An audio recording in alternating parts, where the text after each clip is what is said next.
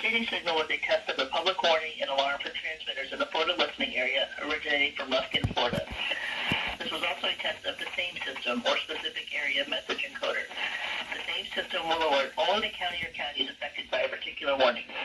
These tests are conducted each Wednesday between 11 a.m. and noon, and again between 6 What a.m. and was 8 p.m. that? for less severe weather threats. This concludes the weekly test. We now return to regular programming.